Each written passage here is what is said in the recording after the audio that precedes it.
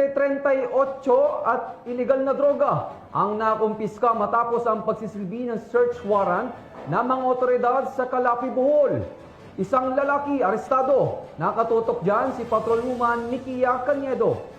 Arestado ang isang lalaki sa bayan ng Calapi, Bohol matapos ang matagumpay na pagpapatupad ng search warrant operation para sa paglabag sa Republic Act 10591 o ang Comprehensive Firearms and Ammunition Regulation Act at Republic Act 9165 o ang Comprehensive Dangerous Drugs Act of 2002 nitong Oktubre 23 taong kasalukuyan bandang alas 5:59 ng umaga. Kinilala ni Police Major Neon Francis Alvarez, Chief of Police ng Calape Municipal Police Station, Bohol Police Provincial Office, ang suspect na si Andy, 34 taong gulang, residente ng Sitio Bato, Barangay Santa Cruz, Calapi, Bohol. Mula sa bisa ng search warrant, nakumpiska ng mga operatiba ang isang unit ng caliber 38 revolver, 2 piraso ng live ammunition at 1 pirasong kulay orange na long sleeve na ginamit pambalot sa nasabing baril. Sa search incidental to lawful arrest, nasamsam din ang 5 pakete ng pinaniwalaang shabu na tinatayang may bigat na 10 gramo at halagang 68,000 pesos. Ang mga nakumpiskang baril at bala ay isusumite sa Bohol Provincial Forensic Unit para sa ballistics examination,